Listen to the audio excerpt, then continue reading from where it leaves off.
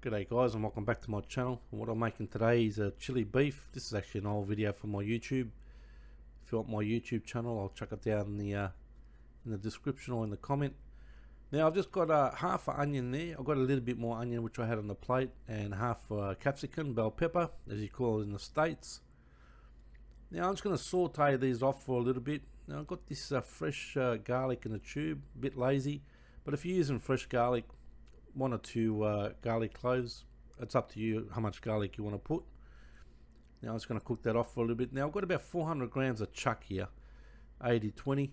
You need a little bit of fat, and I'm going to render this down, cook it off.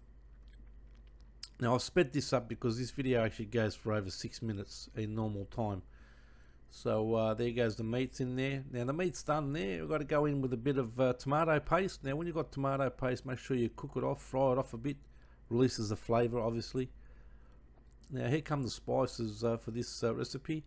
1 teaspoon of chilli, and a tablespoon of paprika, 1 teaspoon of cumin powder, and a little bit of coriander. Now I've got the good old Annalise diced tomatoes there going in. Now I'm going to use about half of that, that's all we need, and a cup of beef stock there. Now I'm going to mix this all up as you can see, and I'm going to cook this for about 15-20 minutes. Now I'm going to go in with the kidney beans before I do that, obviously.